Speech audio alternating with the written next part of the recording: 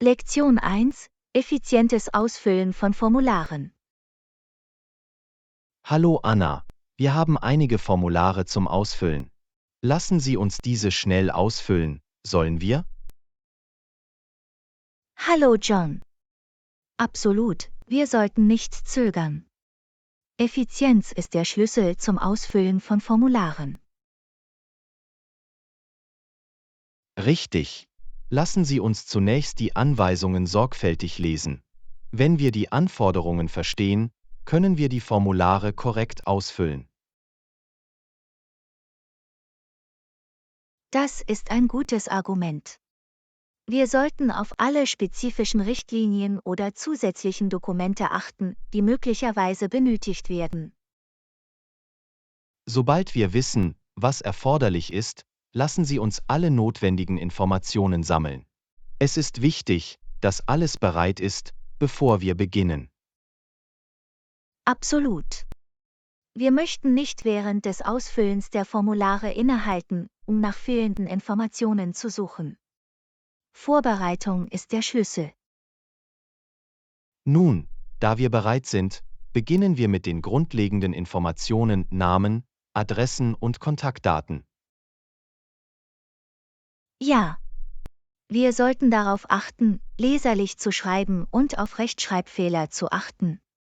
Klare und genaue Informationen sind wichtig.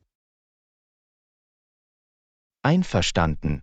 Lassen Sie uns mit den nächsten Abschnitten fortfahren und gegebenenfalls Einzelheiten zu unserem Beschäftigungsverlauf oder unseren Bildungsabschlüssen angeben. Denken Sie daran, dass wir uns auf die relevanten Informationen konzentrieren und vermeiden sollten, unnötige Details anzugeben. Absolut. Wir wollen das Notwendige einbeziehen und jegliche Verwirrung oder Verzögerungen vermeiden. Lassen Sie uns beim Ausfüllen der einzelnen Abschnitte unsere Antworten überprüfen, um sicherzustellen, dass sie korrekt und vollständig sind. Das ist eine gute Idee. Eine kurze Überprüfung hilft uns, Fehler oder Auslassungen zu erkennen. Sobald wir mit unseren Antworten zufrieden sind, sollten wir sicherstellen, dass Sie die Formulare unterschreiben und gegebenenfalls datieren. Richtig. Vergessen wir nicht, noch einmal zu überprüfen, ob Belege beigefügt werden müssen. Bevor wir die Formulare einreichen, sollten wir Kopien für unsere Unterlagen aufbewahren. Es ist immer gut, ein Backup zu haben. Absolut. Es ist praktisch, Kopien zu haben, falls wir auf die bereitgestellten Informationen zurückgreifen müssen. Nachdem wir fertig sind, stellen wir sicher, dass wir die Formulare über die dafür vorgesehenen Kanäle oder bei den zuständigen Behörden einreichen. Ja, folgen wir den Anweisungen zur Einreichung sorgfältig, um unnötige Verzögerungen zu vermeiden. Lektion 2: Umgang mit kurzfristigen Stornierungen. Hallo Anna, ich habe über unsere bevorstehenden Pläne nachgedacht, aber was ist, wenn es einen unerwarteten Notfall gibt und ich in letzter Minute stornieren muss? Hallo John. Das ist ein berechtigtes Anliegen. Das Leben kann manchmal unerwartete Kurven werfen. In solchen Situationen ist Kommunikation der Schlüssel. Absolut. Ich würde mich schlecht fühlen, wenn ich in letzter Minute absagen würde, aber manchmal liegen die Umstände außerhalb unserer Kontrolle. Es ist wichtig, verständnisvoll und flexibel zu sein. Wenn ein Notfall eintritt, informiere die andere Person so schnell wie möglich. Das macht Sinn. Eine zeitnahe Benachrichtigung der anderen Person zeigt Respekt vor ihrer Zeit und ermöglicht es ihr, bei Bedarf alternative Vorkehrungen zu treffen.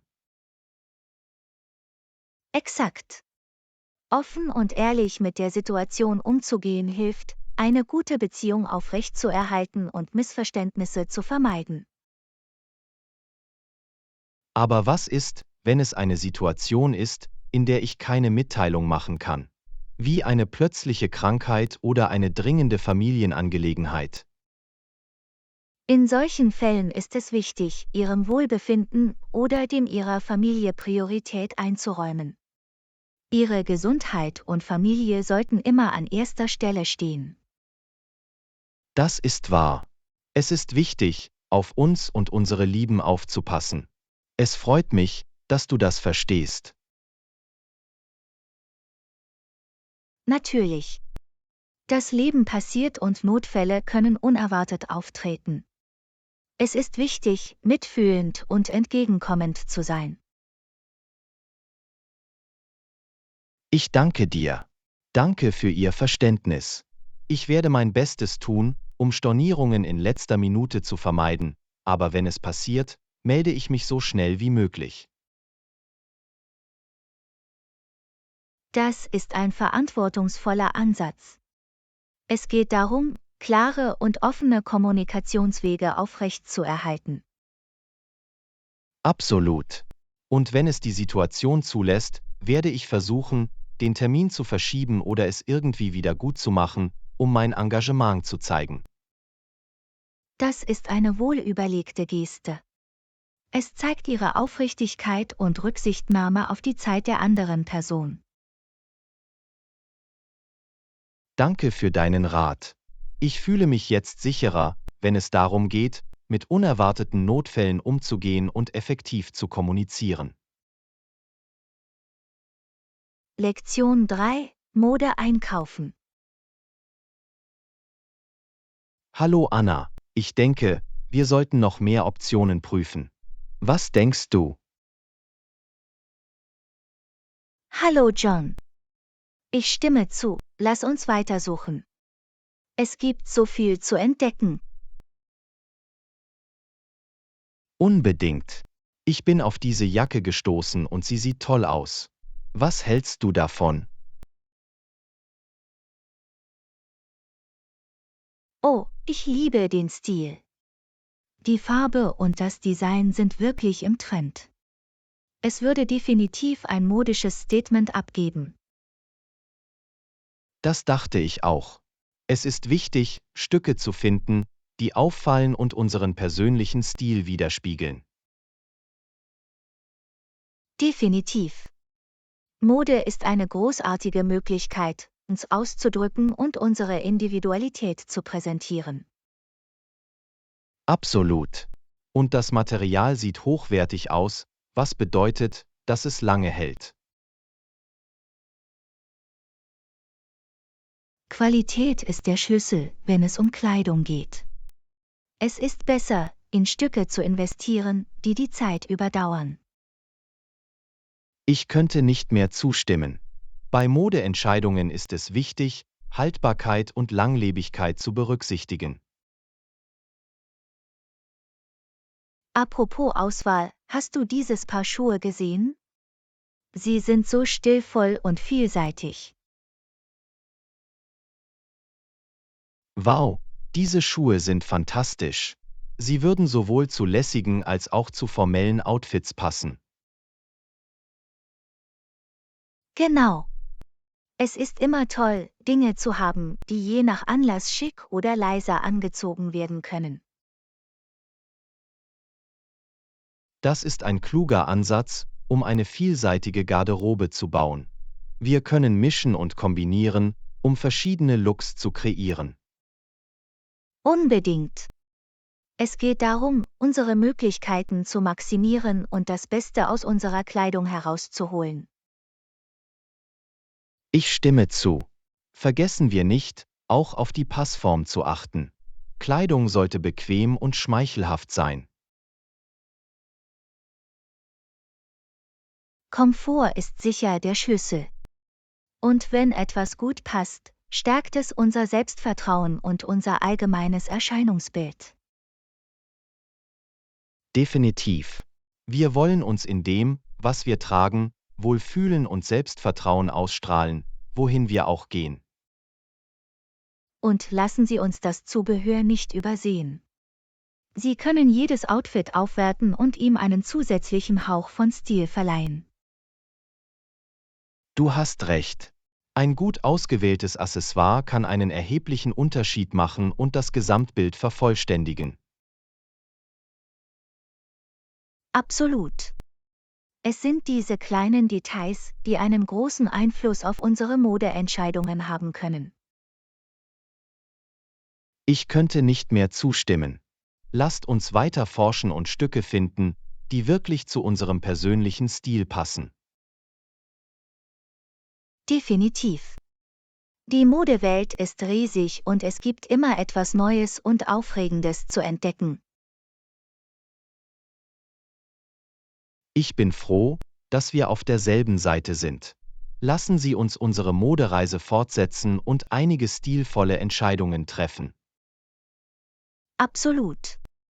Ich freue mich darauf, die perfekten Stücke zu finden, mit denen wir uns selbstbewusst und stilvoll fühlen. Ich auch. Lassen Sie uns unser Modeabenteuer genießen und den Prozess der Kreation unserer einzigartigen Looks genießen. Definitiv.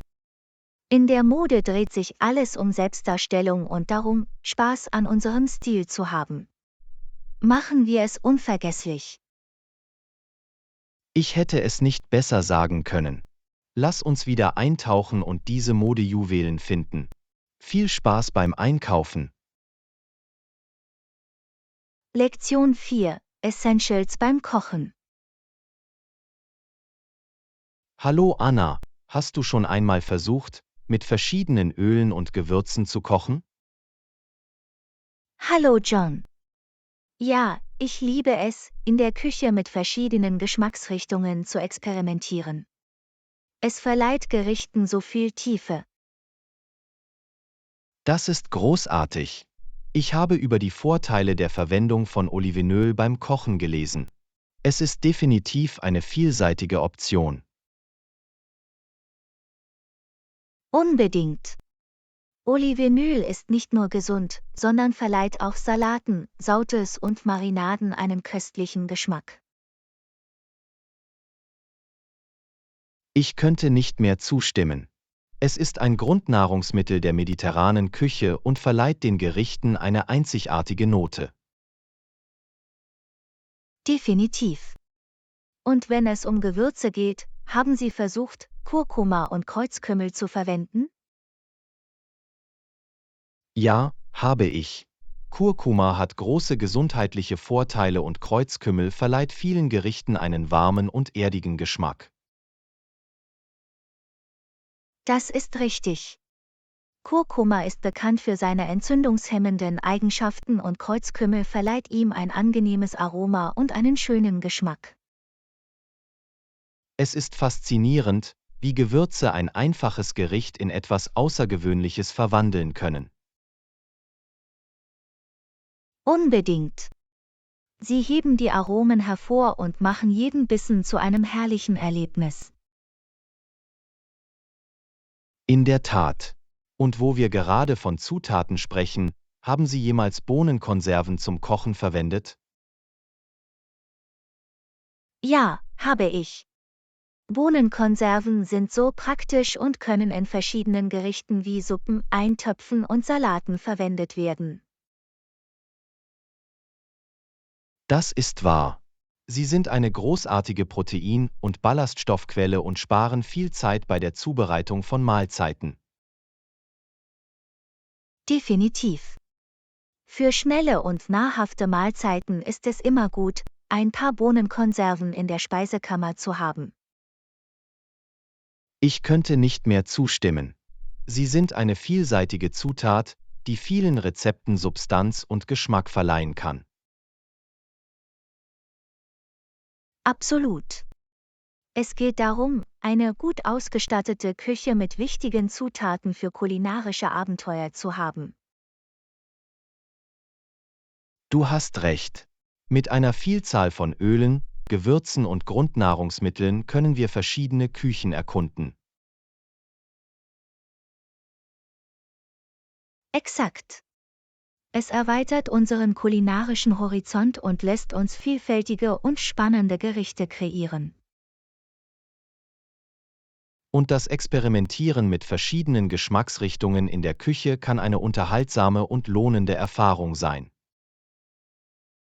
Definitiv. Es ist ein kreativer Prozess, der es uns ermöglicht, unseren eigenen einzigartigen Kochstil zu entwickeln. Ich hätte es nicht besser sagen können. Lassen Sie uns weiterhin nach neuen Zutaten und Geschmacksrichtungen in unserer Küche suchen. Absolut. Lassen Sie uns unsere Küchen mit dem Nötigsten wie Olivenöl, Bohnenkonserven und Gewürzen versorgen. Einverstanden. Die Möglichkeiten sind endlos und wir können köstliche und unvergessliche Mahlzeiten in unseren eigenen vier Wänden zubereiten. Ich freue mich darauf, unsere kulinarischen Abenteuer fortzusetzen. Lasst uns in der Küche weiter lernen und wachsen. Ich auch. Lassen Sie uns die Aromen genießen, mit neuen Rezepten experimentieren und die Reise des Kochens genießen. Definitiv. Beim Kochen geht es nicht nur um Ernährung, sondern auch um Kreativität und Freude. Prost darauf! Prost in der Tat. Auf köstliche Mahlzeiten, aufregende Aromen und die Freude am Kochen. Lasst uns jeden Moment genießen. Lektion 5: Die Ruhe der Natur. Hallo Anna, warst du schon einmal an einem Ort, der wirklich atemberaubend und ruhig ist? Hallo John. Ja, ich hatte das Vergnügen, einige Orte zu besuchen, die unglaublich beruhigend und wunderschön sind. Das klingt unglaublich. Ich kann mir nur vorstellen, wie das ruhige Wasser die Umgebung noch friedlicher macht. Unbedingt. In der Nähe von ruhigen Gewässern zu sein, egal ob es sich um einen See oder ein Meer handelt, wirkt beruhigend auf die Seele. Ich kann mir vorstellen, dass die sanften Wellen und das Geräusch von Wasser, das gegen die Küste plätschert, ein Gefühl der Ruhe erzeugen. Ja, die rhythmischen Klänge der Natur können unglaublich ruhig sein und uns helfen, inneren Frieden zu finden. Es ist faszinierend, wie die Natur die Kraft hat, unseren Geist zu beruhigen und ein Gefühl der Entspannung zu vermitteln. Definitiv. Eingebettet in die Schönheit der Natur ermöglicht es uns, uns vom Lärm des Alltags zu lösen. Das ist so wahr. Es bietet eine dringend benötigte Flucht und ermöglicht es uns, unsere Batterien wieder aufzuladen. Absolut. Die Natur hat diese unglaubliche Fähigkeit, uns auf eine Weise zu verjüngen und zu inspirieren, die nichts anderes kann. Ich stimme zu. Die atemberaubenden Sehenswürdigkeiten und das Gefühl, im Einklang mit der Natur zu sein, sind wirklich beeindruckend. In diesen Momenten erkennen wir, wie klein wir im Großen und Ganzen sind und wie kostbar das Leben ist. Exakt. Es ist eine demütigende Erfahrung, die uns daran erinnert, die Schönheit zu schätzen, die uns umgibt. Die Natur hat die Möglichkeit, Dinge ins rechte Licht zu rücken und uns daran zu erinnern, was im Leben wirklich wichtig ist. Ich hätte es nicht besser sagen können. Es ist wichtig, sich die Zeit zu nehmen, um sich mit der Natur zu verbinden und Trost in ihrer Umarmung zu finden. Absolut. Die Natur ist ein mächtiger Heiler und eine Quelle der Inspiration für unseren Geist und unsere Seele. Machen wir es uns zur Aufgabe, diese ruhigen Orte aufzusuchen und in die Ruhe der Natur einzutauchen. Dafür bin ich voll und ganz. Nehmen wir uns Zeit, um die atemberaubende Schönheit zu genießen, die überall um uns herum existiert. Definitiv. Es geht darum, diese Momente der Gelassenheit zu finden und uns von den Wundern der Natur verzaubern zu lassen. Absolut. Machen wir uns den beruhigenden Einfluss der Natur zu eigen und lassen wir zu, dass er unsere Stimmung wiederherstellt und uns Freude bereitet. Ich könnte nicht mehr zustimmen. Bemühen wir uns bewusst, uns mit der Ruhe der Natur zu umgeben. Die Natur hat so viel zu bieten. Lasst uns die Natur erkunden, schätzen und ihre Ruhe unsere Herzen und Gedanken erfüllen lassen. Das klingt nach einem wunderbaren Plan.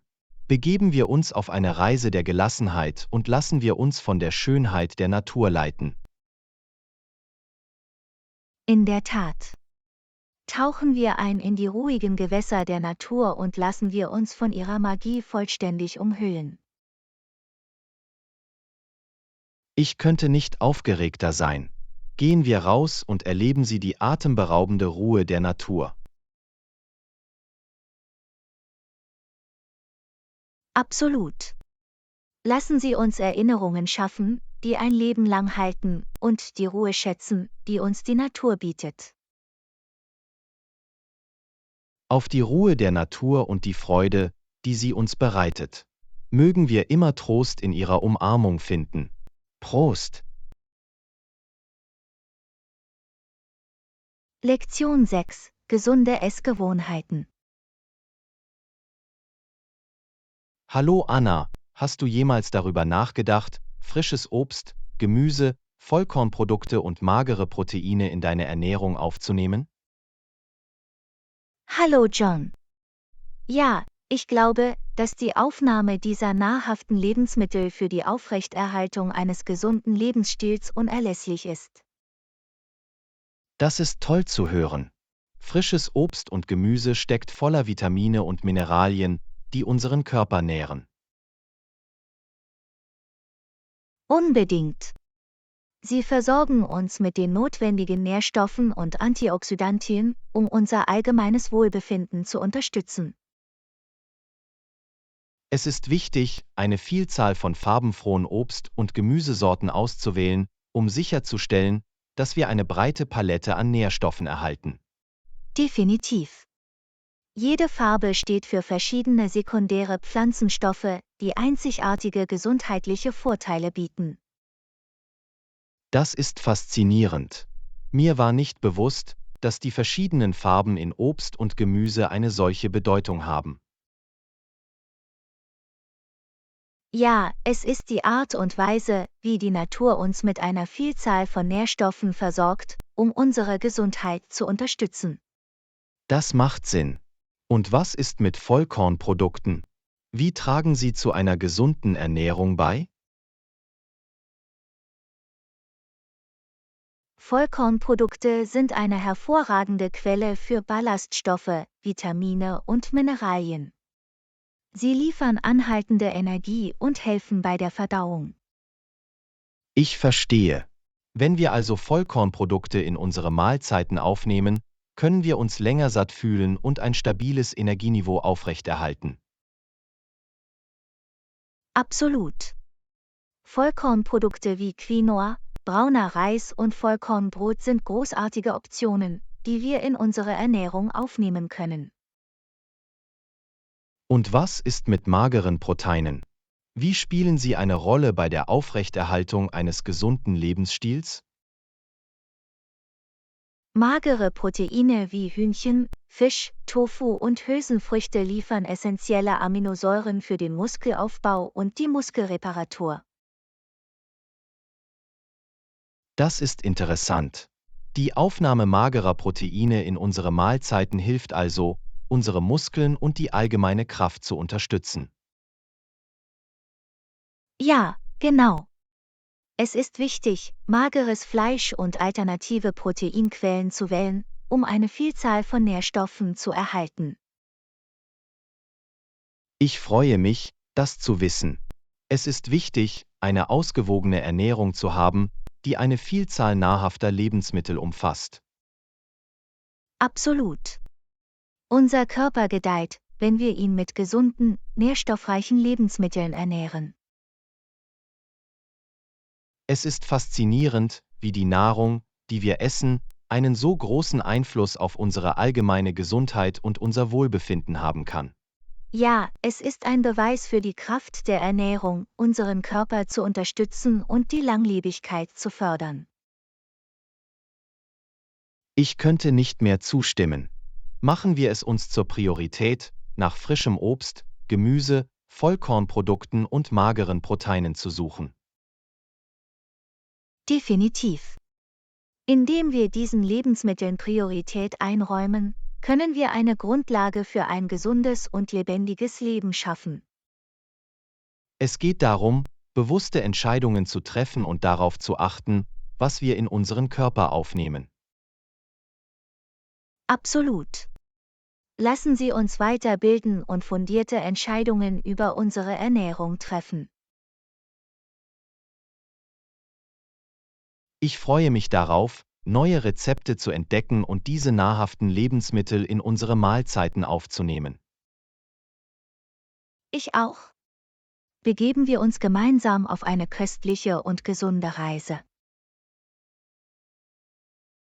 Auf eine ausgewogene Ernährung und einen gesunden Lebensstil. Mögen wir unserem Wohlbefinden immer Priorität einräumen. Lektion 7: Die Zukunft der Arbeit. Hallo Anna, ist dir aufgefallen, dass persönliche Gespräche mit dem Aufkommen der Telearbeit seltener geworden sind? Hallo John. Ja, es scheint, dass Telearbeit die Art und Weise, wie wir miteinander umgehen und kommunizieren, verändert hat. Definitiv. Mit dem Komfort der Technologie sind virtuelle Besprechungen und Online-Kommunikation zur Norm geworden. Es ist interessant, wie die Technologie es uns ermöglicht hat, mit Menschen aus der ganzen Welt in Kontakt zu treten, ohne unser Zuhause zu verlassen. Absolut. Telearbeit hat Möglichkeiten für Zusammenarbeit und Flexibilität eröffnet wie nie zuvor. Ich vermisse jedoch die persönliche Note von persönlichen Gesprächen und die nonverbalen Hinweise, die sie bieten. Ich stimme zu. Es ist etwas Einzigartiges, die Körpersprache und Gesichtsausdrücke einer Person persönlich lesen zu können. Es ist wahr. Die Körpersprache spielt eine wichtige Rolle in der Kommunikation und kann uns helfen, die Nuancen einer Konversation zu verstehen. Deshalb ist es wichtig, ein Gleichgewicht zwischen virtuellen und persönlichen Interaktionen zu finden, insbesondere für den Aufbau von Beziehungen. Definitiv. Persönliche Gespräche ermöglichen es uns, eine tiefere Verbindung aufzubauen und das Vertrauen zu anderen zu fördern. Es ist auch einfacher, Beziehungen aufzubauen und Konflikte zu lösen, wenn wir direkte, persönliche Gespräche führen können. Ja, manchmal kann ein einfaches persönliches Gespräch zu kreativen Lösungen und einem besseren gegenseitigen Verständnis führen. Absolut. Es ist wichtig, den Wert sowohl virtueller als auch persönlicher Interaktionen in unserem Berufsleben zu erkennen. Telearbeit hat ihre Vorteile, wie erhöhte Flexibilität und kürzere Pendelzeiten, aber wir sollten nicht übersehen, wie wichtig persönliche Kontakte sind. Ich könnte nicht mehr zustimmen. Da sich die Zukunft der Arbeit ständig weiterentwickelt, müssen wir Wege finden, um ein Gleichgewicht zwischen beiden herzustellen. Exakt. Es geht darum, Technologie für Effizienz zu nutzen und gleichzeitig Raum für sinnvolle persönliche Interaktionen zu schaffen. Lassen Sie uns versuchen, diesen persönlichen Kontakten Priorität einzuräumen und nach Möglichkeiten für persönliche Gespräche zu suchen. Absolut. Auf diese Weise können wir ein Arbeitsumfeld schaffen, das sowohl Produktivität als auch menschliche Verbundenheit wertschätzt. Hier geht es darum, das richtige Gleichgewicht zwischen virtuellen und persönlichen Interaktionen in der Zukunft der Arbeit zu finden. Prost darauf! Lassen Sie uns die Vorteile der Telearbeit nutzen und gleichzeitig den Wert persönlicher Gespräche schätzen. Gut gesagt. Passen wir uns an die sich verändernde Arbeitslandschaft an und machen wir das Beste aus den Möglichkeiten, die sich daraus ergeben. Lektion 8: Abenteuer im Freien. Hallo Anna, hast du schon einmal Outdoor-Aktivitäten ausprobiert, für die spezielle Ausrüstung oder Ausrüstung erforderlich ist? Hallo John. Ja, ich erkunde gerne die Natur und nehme gerne an Aktivitäten teil, für die eine spezielle Ausrüstung erforderlich ist. Das ist aufregend. Welche Art von Ausrüstung verwendest du normalerweise für deine Outdoor-Abenteuer? Nun, das hängt von der Aktivität ab.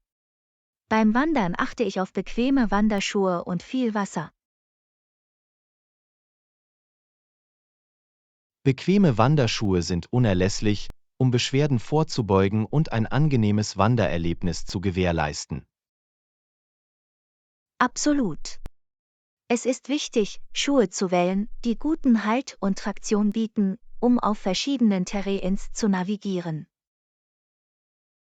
Und genug Wasser zu haben, ist entscheidend, um bei Outdoor-Aktivitäten hydratisiert zu bleiben, insbesondere an heißen Tagen. Ja, hydratisiert zu bleiben hilft dabei, das Energieniveau aufrechtzuerhalten und Dehydrierung zu verhindern, die gefährlich sein kann. Was ist mit anderen Outdoor-Aktivitäten wie Camping oder Klettern? Benötigen Sie auch spezielle Ausrüstung? Definitiv. Beim Campen achte ich darauf, ein stabiles Zelt, einen Schlafsack und einen Campingkocher zum Kochen dabei zu haben. Ein zuverlässiges Zelt und ein zuverlässiger Schlafsack sorgen für einen angenehmen Schlaf und Schutz vor Witterungseinflüssen. Und mit einem Campingkocher kann ich auch in der Wildnis Mahlzeiten kochen und warmes Essen genießen. Das klingt praktisch. Was ist mit Felsklettern? Was für Ausrüstung bräuchtest du dafür?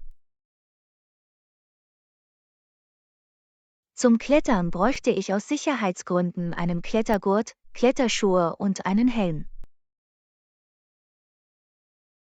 Der Klettergurt und die Kletterschuhe bieten Stabilität und Halt beim Erklimmen der Felsen, und der Helm schützt den Kopf vor möglichen Stürzen. Exakt. Sicherheit sollte bei Outdoor-Aktivitäten, die mit Höhen und potenziellen Risiken verbunden sind, immer Priorität haben. Es ist wichtig, in hochwertige Ausrüstung und Ausrüstung zu investieren, um unsere Sicherheit zu gewährleisten und unsere Outdoor-Erlebnisse zu verbessern. Absolut. Hochwertige Ausrüstung bietet nicht nur Komfort und Sicherheit, sondern erhöht auch den allgemeinen Spaß an der Aktivität. Ich stimme zu. Es lohnt sich, etwas zu recherchieren und in die richtige Ausrüstung zu investieren, um das Beste aus unseren Outdoor-Abenteuern herauszuholen. Und es ist immer eine gute Idee, die Wettervorhersage zu überprüfen und auf Änderungen der Bedingungen vorbereitet zu sein. Das ist ein gutes Argument. Vorbereitet zu sein und die richtige Ausrüstung zu haben, kann einen erheblichen Unterschied in unseren Outdoor-Erlebnissen ausmachen.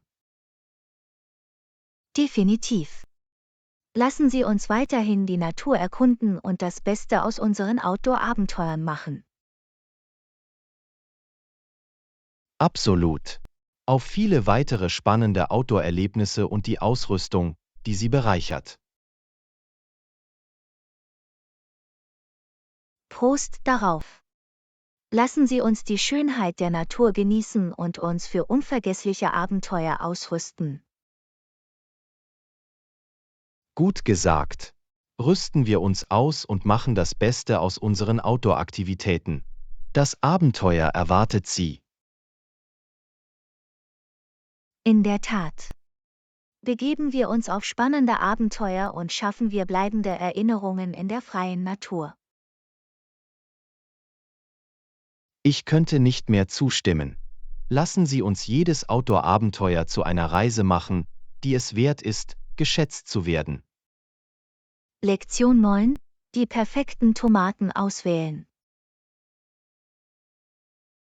Hallo Anna, hast du irgendwelche Tipps für die Auswahl der perfekten Tomaten im Supermarkt? Hallo John. Ja, bei der Auswahl von Tomaten gibt es einige Dinge, auf die Sie achten sollten. Das ist toll zu wissen. Was sollte ich bei der Auswahl von Tomaten beachten?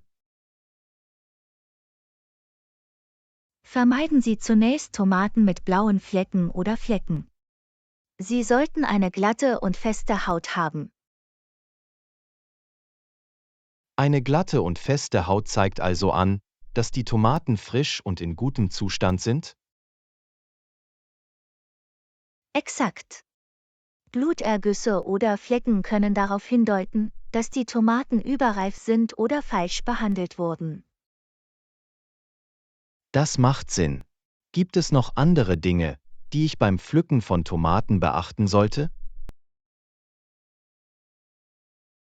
Ja, die Farbe ist ein weiterer wichtiger Faktor. Suchen Sie nach Tomaten mit einer lebendigen und gleichmäßigen Farbe. Nach welchen Farben sollte ich suchen? Gibt es spezifische Indikatoren für den Reifegrad? Reife Tomaten können je nach Sorte in verschiedenen Farben erhältlich sein. Suchen Sie nach Tomaten, die eine tiefe und satte Farbe haben. Das ist gut zu wissen. Ich werde nach Tomaten mit einer lebendigen und gleichmäßigen Farbe Ausschau halten. Hervorragend! Eine weitere zu berücksichtigende Sache ist das Gewicht der Tomaten. Sie sollten sich für ihre Größe schwer anfühlen. Eine schwerere Tomate bedeutet also, dass sie saftiger und geschmackvoller ist? Ja, eine schwerere Tomate bedeutet normalerweise, dass sie einen höheren Wassergehalt hat, was zu ihrer Saftigkeit beitragen kann. Das ist ein toller Tipp. Ich werde darauf achten, Tomaten zu wählen, die sich in meiner Hand schwerer anfühlen. Zum Schluss die Tomaten leicht auspressen. Sie sollten dem Druck leicht nachgeben, aber nicht zu weich sein. Eine zu weiche Tomate könnte also überreif sein oder sogar anfangen zu faulen. Exakt. Sie möchten Tomaten vermeiden, die zu weich oder matschig sind. Diese Tipps werden mir auf jeden Fall helfen, die perfekten Tomaten auszuwählen. Ich schätze deinen Rat. Du bist willkommen. Ich freue mich, dass ich helfen konnte. Denken Sie daran, dass Sie durch die Auswahl der richtigen Tomaten den Geschmack Ihrer Gerichte verbessern können. Absolut. Es geht darum, die frischesten und schmackhaftesten Zutaten auszuwählen. In der Tat. Viel Spaß beim Kochen und bei den köstlichen Tomaten, die Sie pflücken. Viel Spaß beim Kochen. Ich danke dir. Ich kann es kaum erwarten, diese Tipps in die Praxis umzusetzen und köstliche Gerichte auf Tomatenbasis zu genießen. Ich bin mir sicher, dass Ihre Gerichte fantastisch werden. Viel Spaß beim Kochen und Genießen dieser saftigen Tomaten. Das werde ich. Auf die Auswahl der perfekten Tomaten und die Zubereitung kulinarischer Köstlichkeiten. Prost! Prost! Mögen Ihre Mahlzeiten mit der Güte frischer und würziger Tomaten gefüllt sein. Guten Appetit! Ich danke dir. Lassen Sie uns jede Mahlzeit zu einem Fest köstlicher Aromen und frischer Zutaten machen. Lektion 10: Online-Shopping. Hallo Anna, hast du schon einmal versucht, online einzukaufen? Ich habe gehört, dass es sehr praktisch ist. Hallo John. Ja, ich habe versucht, online einzukaufen, und es ist definitiv eine bequeme Möglichkeit, eine Vielzahl von Artikeln zu kaufen. Das ist toll zu hören. Was für Dinge kaufst du normalerweise online? Nun, ich kaufe eine breite Palette von Produkten online, von Kleidung und Accessoires bis hin zu Elektronik und Haushaltsgegenständen. Das ist beeindruckend. Online-Shopping scheint eine große Auswahl an Produkten zu bieten. Absolut. Der Online-Marktplatz bietet Zugriff auf eine Vielzahl von Optionen, die in physischen Geschäften möglicherweise nicht verfügbar sind. Das ist wahr. Es ist praktisch, so viele Möglichkeiten zur Hand zu haben. Das spart definitiv Zeit und Mühe. Außerdem können Sie ganz einfach Preise vergleichen und Bewertungen lesen, bevor Sie einen Kauf tätigen. Das ist ein erheblicher Vorteil. Es hilft sicherzustellen, dass Sie eine fundierte Entscheidung treffen. Exakt.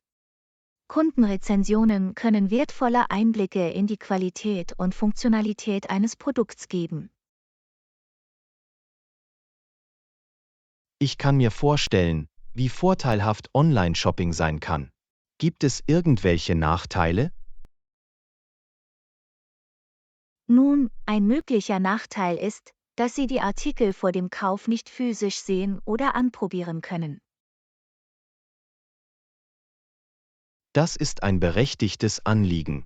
Wie gehst du damit um? Normalerweise überprüfe ich die Größentabellen, lese die Produktbeschreibungen sorgfältig durch und suche nach Kundenfeedback zur Größe. Das klingt nach einem guten Ansatz.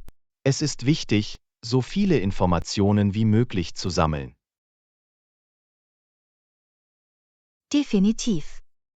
Eine weitere zu berücksichtigende Sache ist die Zuverlässigkeit des Online-Verkäufers. Es ist wichtig, seriöse und vertrauenswürdige Websites auszuwählen. Das macht Sinn. Es ist wichtig, ein sicheres Online-Einkaufserlebnis zu gewährleisten.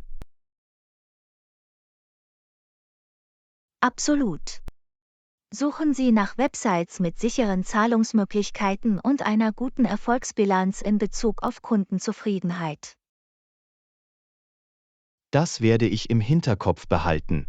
Sicherheit und Zuverlässigkeit sind beim Online-Shopping von entscheidender Bedeutung. Absolut. Und vergessen Sie nicht, nach zusätzlichen Kosten wie Versandkosten oder Rückgabebedingungen zu suchen. Guter Punkt. Es ist wichtig, sich über zusätzliche Kosten oder den Prozess der Rücksendung von Artikeln im Klaren zu sein, falls dies erforderlich ist. Exakt. Also, haben Sie schon einmal versucht, online einzukaufen?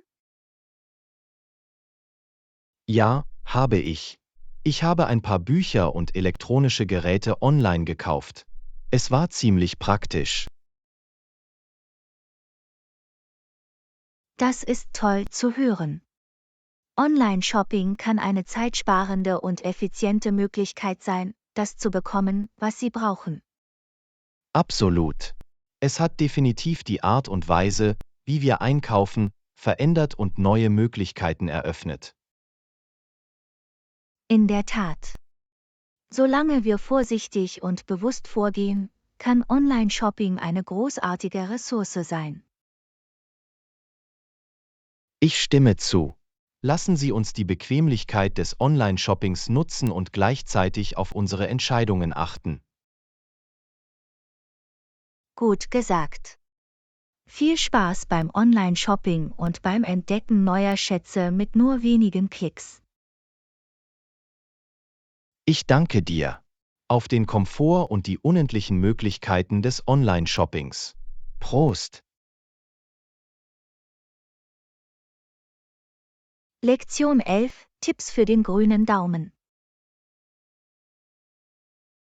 Hallo Anna, ich habe vor kurzem mit dem Gärtnern angefangen und frage mich, ob ich neben dem Gießen meiner Pflanzen noch etwas anderes wissen muss. Hallo John. Das ist toll zu hören. Gartenarbeit kann ein lohnendes Hobby sein. Neben dem Gießen gibt es noch ein paar weitere Dinge, die Sie beachten sollten. Ich verstehe. Was sollte ich noch beachten, um die Gesundheit und das Wachstum meiner Pflanzen zu gewährleisten? Ein wichtiger Aspekt ist die Düngung Ihrer Pflanzen. Sie benötigen Nährstoffe, um zu gedeihen. Das macht Sinn. Wie oft sollte ich meine Pflanzen düngen und welchen Dünger sollte ich verwenden? Häufigkeit und Art des Düngers hängen von der Pflanzenart ab. Einige Pflanzen müssen regelmäßig gedüngt werden, während andere sie möglicherweise seltener benötigen. Ich werde sicherstellen, dass die spezifischen Bedürfnisse jeder meiner Pflanzen untersucht werden. Gibt es allgemeine Tipps zur Auswahl des richtigen Düngers? Ja, bei der Auswahl eines Düngers sollten Sie dessen Nährstoffgehalt berücksichtigen.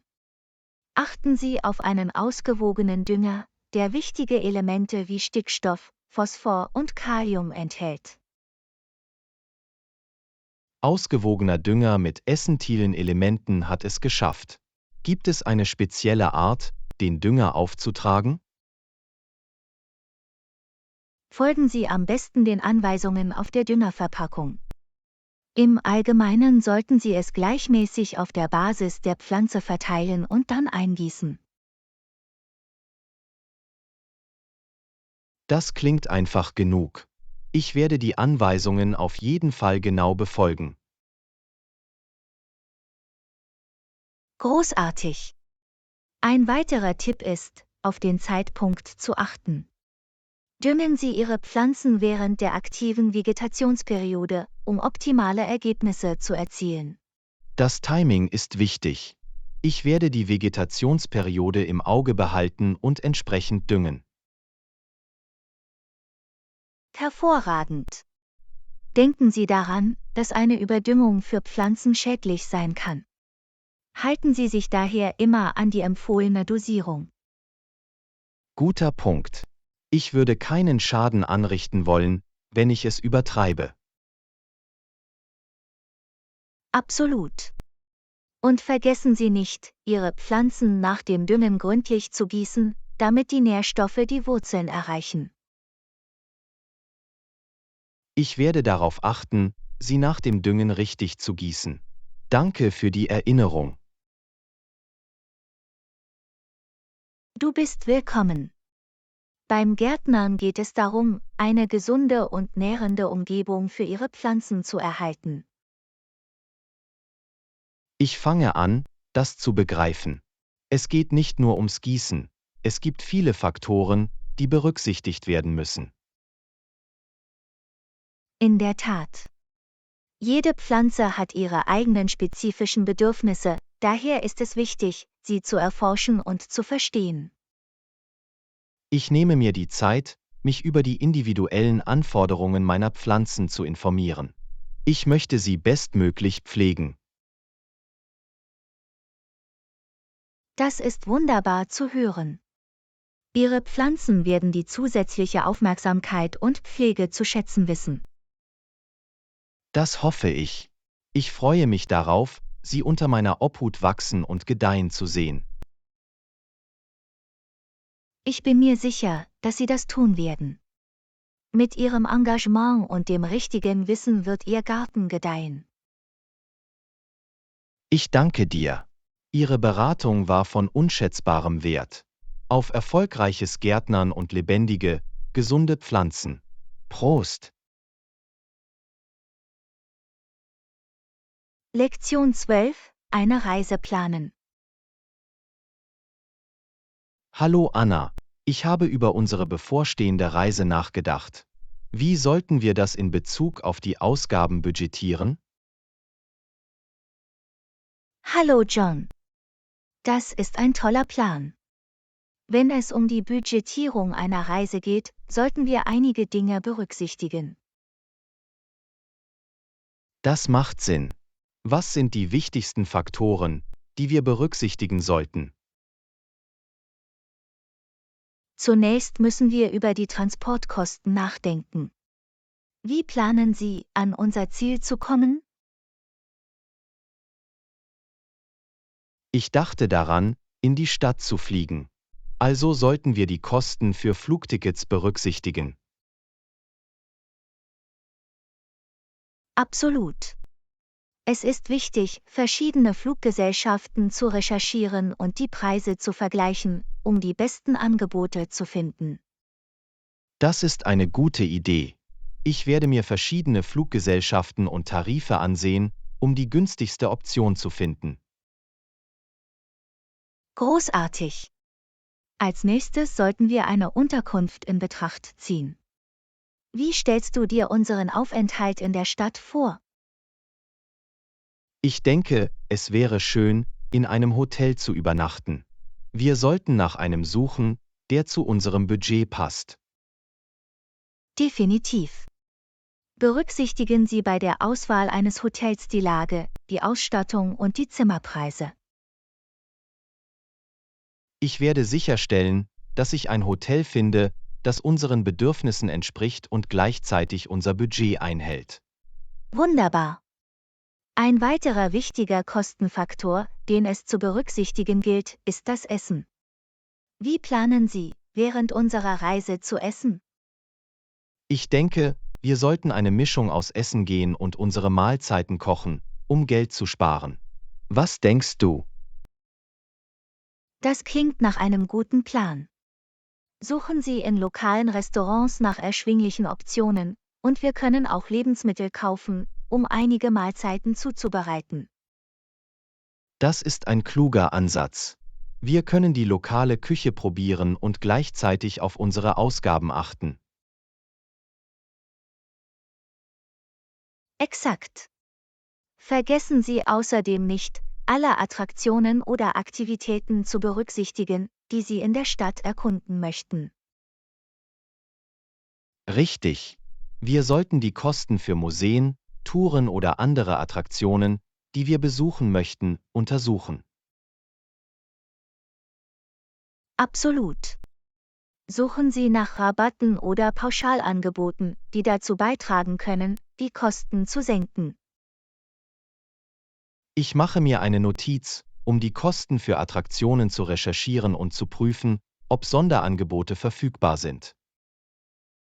Großartig. Schließlich ist es immer eine gute Idee, etwas mehr Geld für unerwartete Ausgaben oder Souvenirs zur Seite zu legen. Das ist ein gutes Argument. Ein Notfallfonds stellt sicher, dass wir auf unvorhergesehene Kosten vorbereitet sind. Definitiv. Es ist besser, vorbereitet zu sein und für alle Fälle etwas mehr Geld zur Verfügung zu haben. Ich stimme zu. Wenn wir also Transport, Unterkunft, Essen, Attraktionen und einen Notfallfonds in Betracht ziehen, können wir unsere Reise effektiv budgetieren. Absolut. Die richtige Budgetierung hilft uns, unsere Reise zu genießen und gleichzeitig auf unsere Ausgaben zu achten. Ich danke dir. Danke für deinen Rat. Ich fange sofort an unserem Budget zu arbeiten. Du bist willkommen. Ich freue mich, dass ich helfen konnte. Denken Sie daran, dass eine vorausschauende Planung und Budgetierung unsere Reise noch angenehmer machen wird. Das werde ich. Auf ein gut geplantes und budgetfreundliches Abenteuer. Prost! Lektion 13: Reiseplanung. Hallo Anna, ich habe darüber nachgedacht, eine Reise zu planen. Hast du auch den Standort berücksichtigt?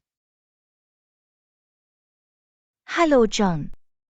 Absolut, die Lage ist ein wichtiger Faktor, der bei der Planung einer Reise berücksichtigt werden muss. Wo willst du hingehen? Ich habe nach Orten in Küstennähe mit schönen Stränden und vielen Outdoor-Aktivitäten gesucht. Das klingt nach einem großartigen Plan. Küstendestinationen bieten viele Möglichkeiten für Entspannung und Abenteuer. Exakt. Ich möchte den Strand genießen und auch die Umgebung erkunden. Hattest du einen bestimmten Ort im Sinn?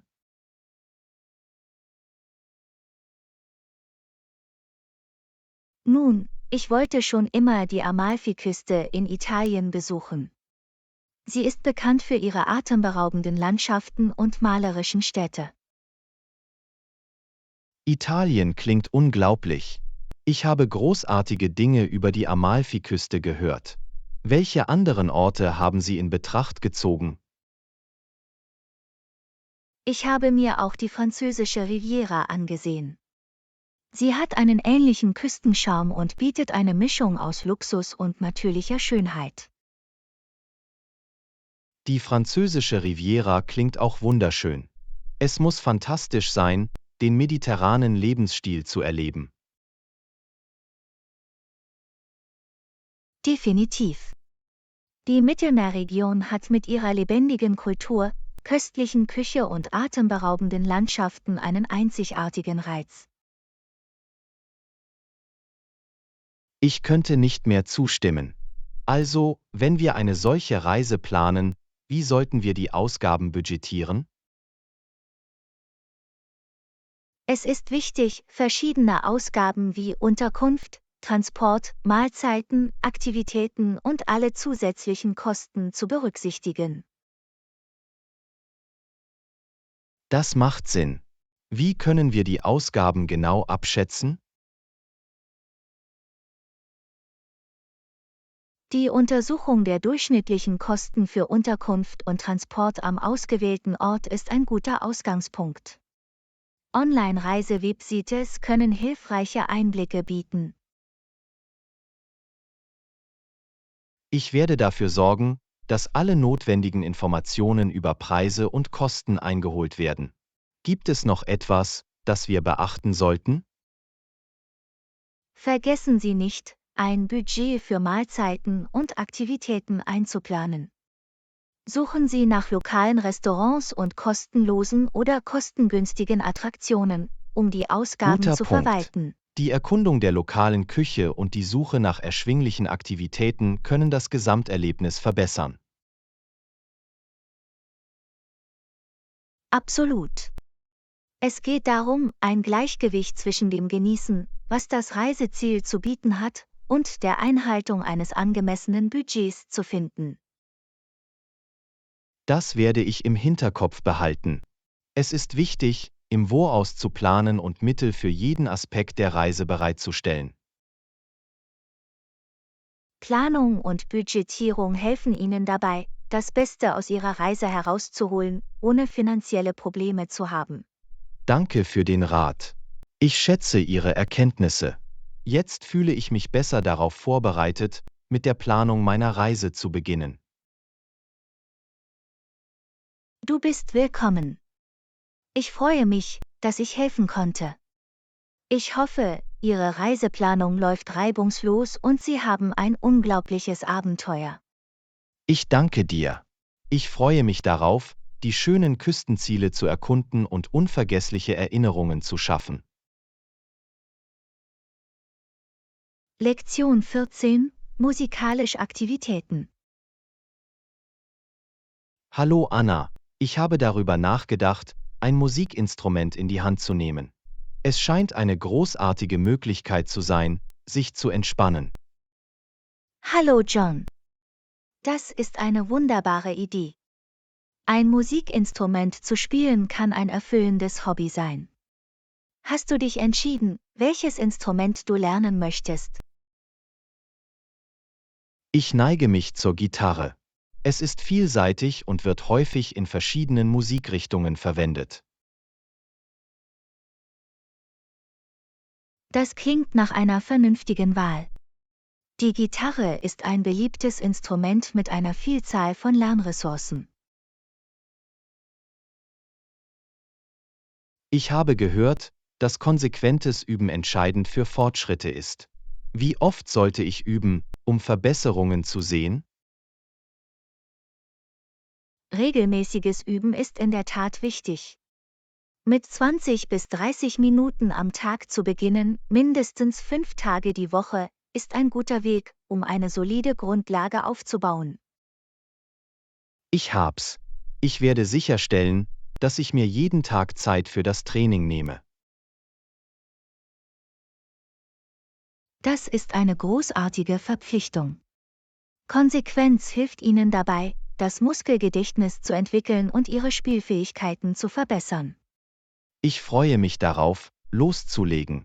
Gibt es bestimmte Techniken oder Übungen, auf die ich mich konzentrieren sollte? Absolut. Beginnen Sie mit grundlegenden Akkordformen und Fingerübungen, um Ihre Finger zu stärken und die Koordination zu verbessern. Ich werde sicherstellen, dass diese Übungen in meine Übungsroutine aufgenommen werden. Gibt es Online-Ressourcen, die Sie Anfängern empfehlen? Es stehen viele Ressourcen zur Verfügung. Websites wie YouTube und Online-Tutorial-Plattformen bieten kostenlose Lektionen und Tutorials für Anfänger. Das ist hilfreich. Ich werde diese Plattformen erkunden, um mein Lernen zu ergänzen. Gibt es bestimmte Songs, mit denen ich beginnen soll? Beginne mit einfachen Liedern, die die Akkorde verwenden, die du gelernt hast. Es ist eine großartige Möglichkeit, Ihr Wissen anzuwenden und motiviert zu bleiben. Ich werde nach anfängerfreundlichen Liedern zum Üben suchen und den Schwierigkeitsgrad schrittweise erhöhen. Danke für den Vorschlag. Du bist willkommen.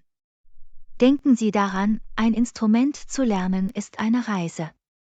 Lassen Sie sich nicht von Herausforderungen entmutigen. Genieße den Prozess. Das werde ich im Hinterkopf behalten.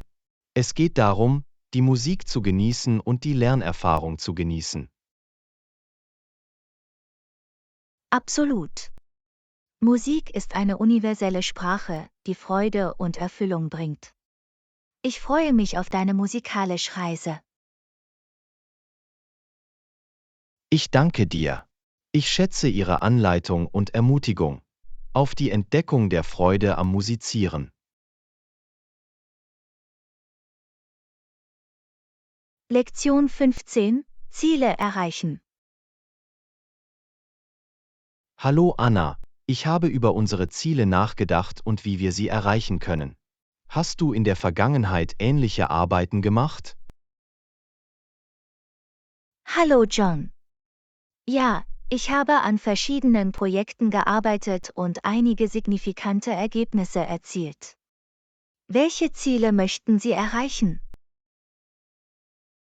Ich habe ein persönliches Ziel, einen Marathon zu laufen. Ich möchte meine Fitness verbessern und mich körperlich herausfordern. Hast du schon einmal für einen Marathon trainiert? Das klingt nach einem großartigen Ziel. Ich habe zwar nicht speziell für einen Marathon trainiert, aber ich habe Erfahrung mit Langstreckenläufen. Ich kann dir auf jeden Fall mit ein paar Tipps weiterhelfen. Das wäre fantastisch. Ich weiß, dass es Engagement und einen strukturierten Trainingsplan erfordert. Wie sollte ich vorgehen, um einen zu erstellen? Beurteilen Sie zunächst Ihr aktuelles Fitnessniveau und setzen Sie realistische Meilensteine.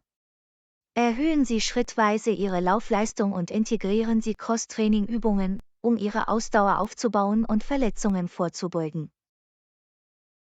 Das klingt vernünftig. Schrittweise Fortschritte und die Vermeidung von Verletzungen sind wichtig für den langfristigen Erfolg. Irgendwelche Vorschläge zur Ernährung während des Trainings?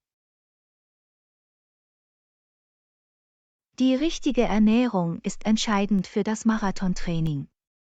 Stellen Sie sicher, dass Sie eine ausgewogene Ernährung mit ausreichend Kohlenhydraten für Energie und Protein für die Muskelregeneration zu sich nehmen. Flüssigkeitszufuhr ist ebenfalls wichtig. Ich werde sicherstellen, dass ich auf meine Ernährung achte und ausreichend hydratisiert bleibe. Es ist wichtig, meinen Körper für die anspruchsvollen Trainingseinheiten mit Energie zu versorgen. Absolut. Denken Sie daran, auf Ihren Körper zu hören und ihm ausreichend Ruhe zu gönnen. Erholung ist genauso wichtig wie das Training selbst. Das werde ich im Hinterkopf behalten. Ruhe und Erholung ermöglichen es meinem Körper, sich anzupassen und stärker zu werden. Gab es irgendwelche Herausforderungen, als du auf deine Ziele hingearbeitet hast? Definitiv. Herausforderungen sind Teil der Reise. Es ist wichtig, motiviert zu bleiben und Hindernisse auf dem Weg zu überwinden. Denke positiv und glaube an deine Fähigkeiten. Daran werde ich mich erinnern. Herausforderungen sind Chancen für Wachstum und Lernen. Es ist wichtig, konzentriert und beharrlich zu bleiben. Absolut. Denken Sie daran, unterwegs Ihre Meilensteine und Erfolge zu feiern. Es ist wichtig, dass du deine Fortschritte anerkennst und motiviert bleibst. Das ist eine großartige Erinnerung. Kleine Siege zu feiern, wird mich motivieren und mich darauf freuen, mein ultimatives Ziel zu erreichen. Ich freue mich, dass du es hilfreich findest. Umgib dich mit einer unterstützenden Gemeinschaft oder einem Trainingspartner, der dich auf deiner Reise ermutigen und herausfordern kann. Das ist ein gutes Argument. Ein Unterstützungssystem kann einen erheblichen Unterschied machen. Wir können uns gegenseitig motivieren und uns selbst zur Rechenschaft ziehen. Definitiv. Zusammen können wir Großes erreichen. Denken Sie daran, dass der Weg zu Ihrem Ziel genauso wichtig ist wie das Erreichen des Ziels selbst. Vielen Dank für Ihre Anleitung. Ich schätze Ihre Erkenntnisse. Ich freue mich darauf, mich auf diese Reise zu begeben und mein Marathonziel zu erreichen. Lektion 16: Die Stadt erkunden. Hallo Anna, ich plane eine Reise in eine neue Stadt. Haben Sie Empfehlungen zu Sehenswürdigkeiten? Hallo John. Besuchen Sie auf jeden Fall das Stadtmuseum. Es zeigt die Geschichte und Kultur der Stadt. Warst du schon einmal in Museen? Ja, ich habe in der Vergangenheit einige Museen besucht. Ich finde sie faszinierend. Museen sind eine großartige Möglichkeit, mehr über das lokale Erbe zu erfahren.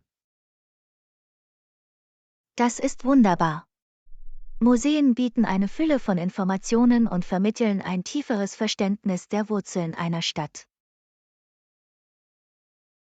Ich stimme zu. Die Erkundung der Geschichte und Kultur eines Ortes bereichert das Reiseerlebnis. Gibt es bestimmte Ausstellungen, die Sie empfehlen? Das hängt von Ihren Interessen ab, aber ich schlage vor, die Dauerausstellungen zu besuchen, die die Meilensteine und wichtigen Ereignisse der Stadt hervorheben. Das klingt faszinierend. Ich werde diese Exponate unbedingt erkunden, um ein umfassendes Verständnis der Geschichte der Stadt zu bekommen. Vergessen Sie außerdem nicht, die lokalen Märkte zu besuchen und die regionale Küche zu probieren. Es ist eine fantastische Möglichkeit, in die lokale Kultur einzutauchen. Absolut. Ich liebe es, neue Lebensmittel auszuprobieren und die lokalen Aromen zu erleben. Gibt es bestimmte Gerichte, auf die ich achten sollte? Jede Stadt hat ihre Spezialität.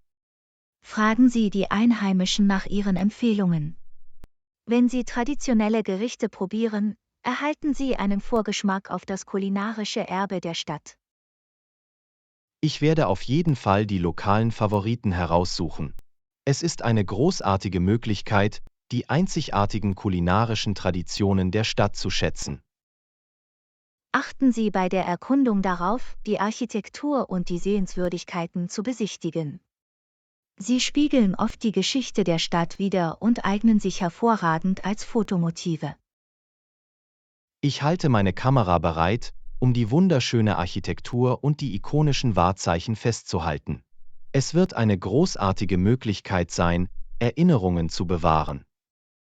Absolut. Vergiss nicht, mit den Einheimischen zu interagieren. Sie können wertvolle Einblicke und Insider-Tipps über die Stadt geben. Es ist eine fantastische Idee, mit den Einheimischen in Kontakt zu treten. Sie können versteckte Juwelen und Ziele abseits der Touristenpfade teilen, von denen Touristen möglicherweise nichts wissen. Exakt. Lokale Empfehlungen können Ihre Reise noch unvergesslicher und einzigartiger machen. Genießen Sie die lokale Gastfreundschaft und treten Sie mit den Menschen in Kontakt.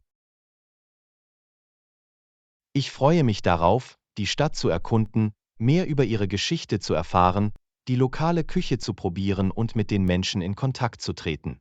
Es wird eine bereichernde Erfahrung sein. Ich freue mich, das zu hören.